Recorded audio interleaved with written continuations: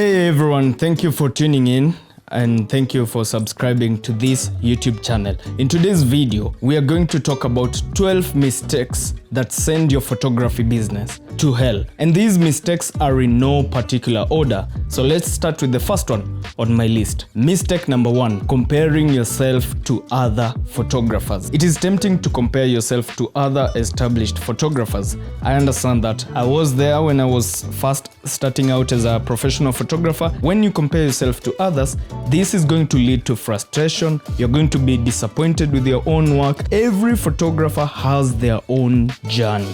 Don't compare yourself to another photographer and don't feel intimidated with their perfect style of art. It took them years to perfect their arts. Instead, focus on your own unique perspective and style.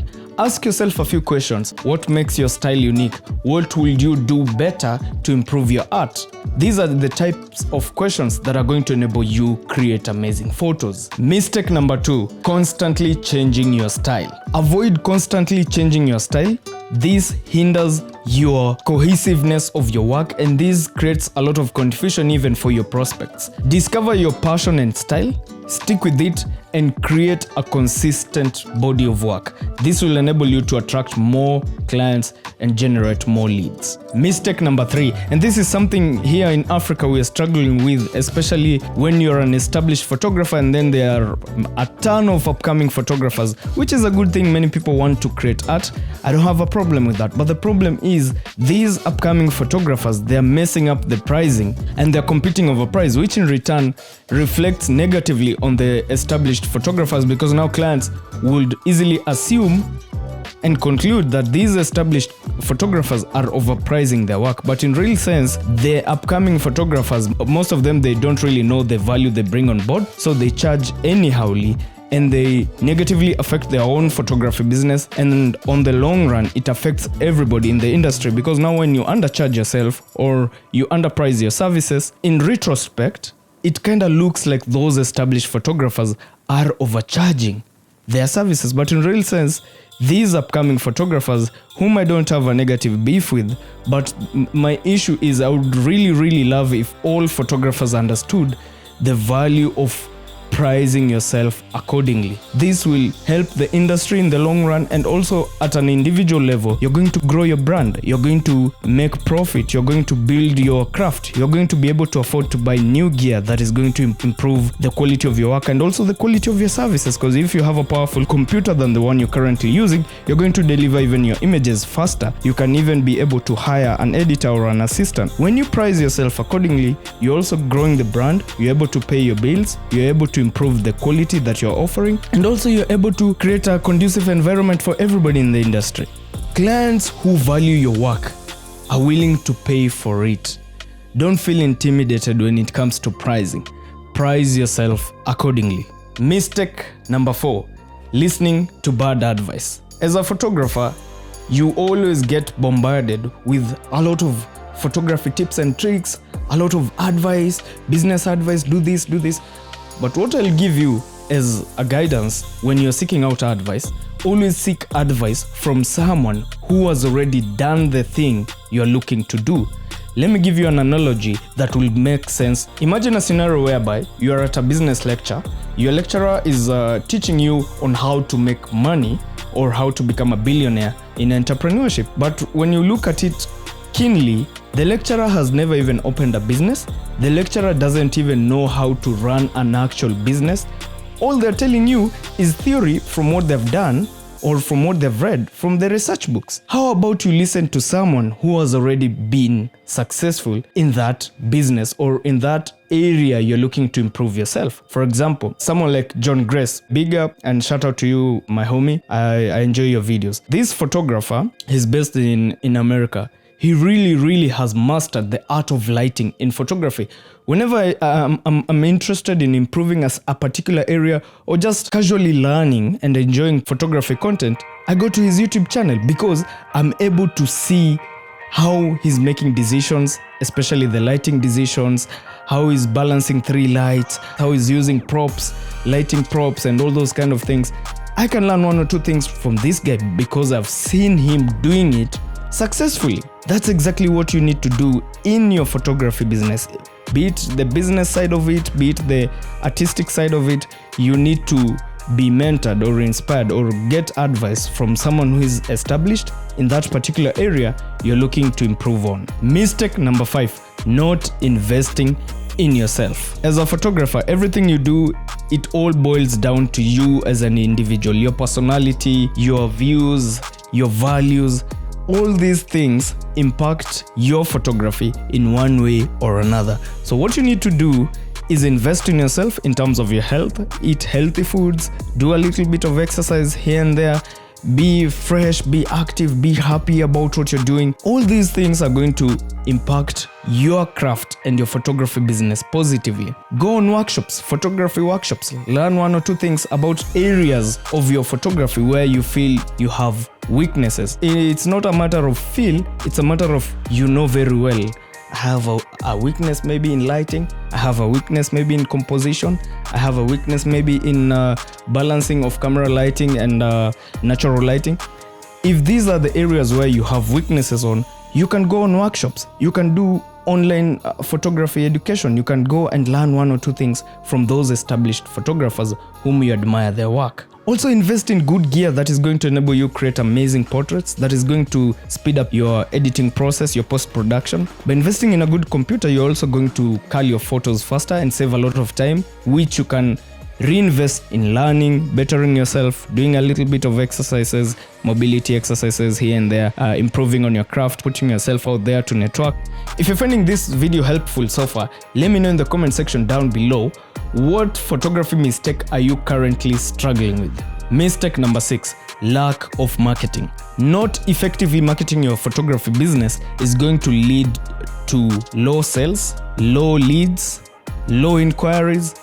Everything is going to go down because you're not putting your brand out there. Effectively market your business so that you can grow the business, get more clients, get more bookings, and grow as a photographer and also grow the business side of it. A strong online presence and social media marketing is very essential in today's digital era. And this is something I'm also working on. In the past, I've been struggling with getting leads. And now, since I invested more in social media marketing, in building my strong online presence, I'm getting a lot of bookings. Mistake number 7, underpricing. And this correlates directly with mistake number 3, which was competing over price. When you underprice your services, even your clients devalue your work. In masculinity language, you talk about low-hanging fruits. Those are the type of clients who bargain a lot, are stubborn. By the way, I don't have an issue with a specific client in terms of their income or what they're willing to spend for photography. Most of the time, it's usually a lack of understanding. They don't really understand the value of a photographer. That's why they offer to pay little. My issue here is, as a photographer, you need to know your value and price yourself accordingly. This will enable you to grow the brand. You're going to be able to pay your bills comfortably and now focus on the craft, the art, the business side of it. You're going to even create opportunities for others in the industry, since you're going to partner with other photographers whom you're going to send to other events or other clients to work under your brand. Finding the right balance between affordability and profitability is very crucial. Mistake number 8, inadequate client communication. Poor communication will lead to bad reviews, low satisfaction. Your clients are not going to be satisfied with your services. It's going to lead to misunderstandings and unnecessary drama. Communicate effectively, communicate concisely and professionally whenever you're dealing with a client in regard to your photography. Always keep a clear line of communication. Be professional about it. It doesn't matter if it is a friend. Stay professional whenever it comes to your photography business. Clear and timely communication is key to client satisfaction. Mistake number 9, ignoring legalities.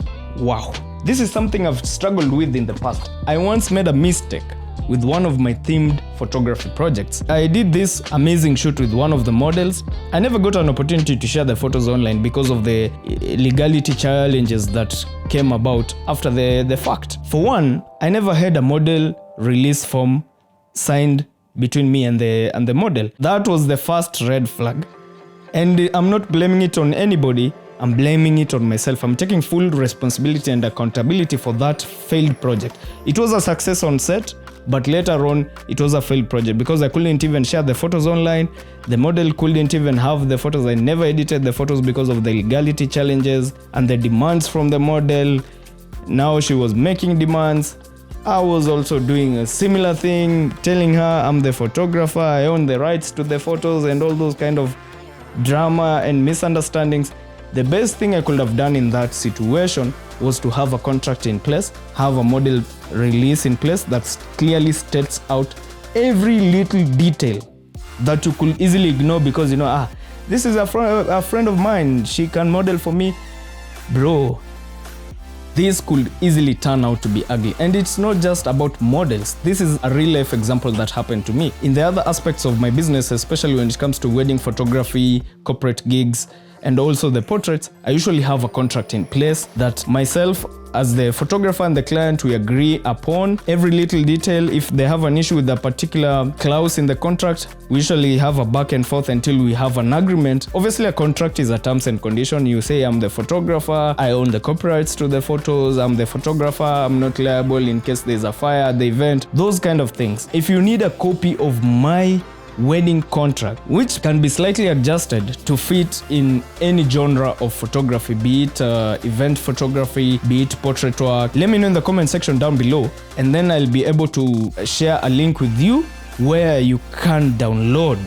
Avoiding legalities such as copyrights, licenses, contracts can lead to a lot of damage to your reputation, damage to your brand, damage to everybody involved, even damage to your model, because obviously you wouldn't want to do a collaboration or work again with a model whom you've had legal challenges with. You'll have bad energy between the two of you, and you see, by the end of the day, creating a good portrait or creating amazing photography, it's all about a combination of amazing energy. The bride is happy, or the model is happy to be guided by you when you're posing her. You're also happy and excited to create amazing portraits for her and for the brand and for everybody. I'm sure you're not going to be comfortable working with someone you've had legal challenges with. Mistake number 10, not investing in skills and equipment. Failure to improve your photography skills, you're going to lag behind in terms of your artwork. The competition is going to catch up with you, and also failing to improve on your gear, this slows down your production. Investing in good gear,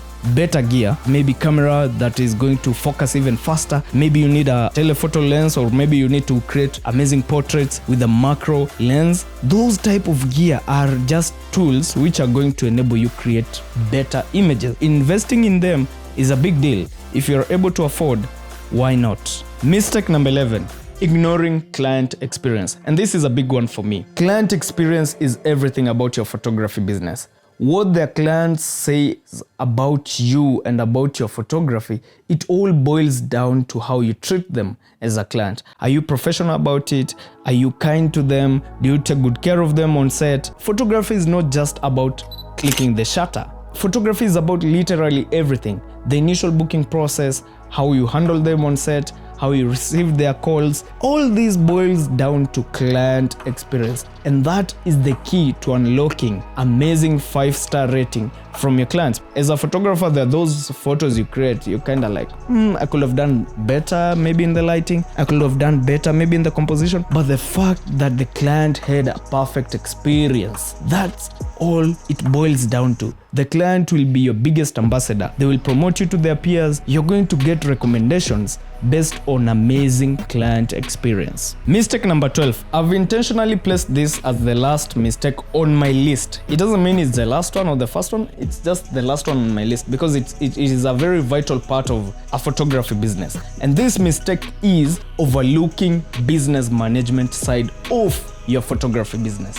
What do I mean by this? Business management involves accounting, record keeping, the booking process. Inefficient business management can lead to disorganization. It can impact negatively your business. Proper planning, accounting, the booking process can effectively impact your photography business. And these are essential parts of running a successful photography business. Here are additional tips that will help you grow a successful photography business.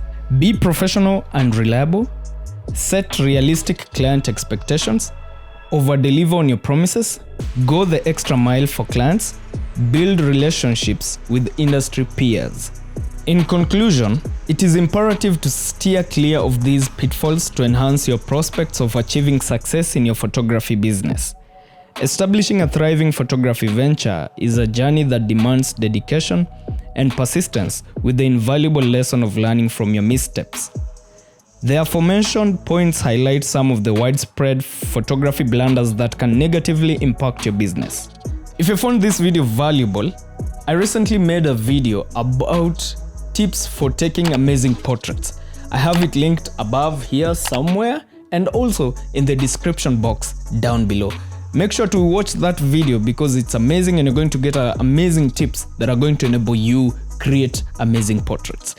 Oh, before I forget, and to my Arsenal buddies, you remember, this week we have just bet Man City Football Club after waiting since 2015, and of course we are here happy and excited, and I can't wait to experience more amazing football scenes like the one we experienced this week. So if you're an Arsenal fan, cheers buddy, one love. We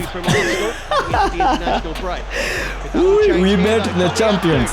It was an amazing experience.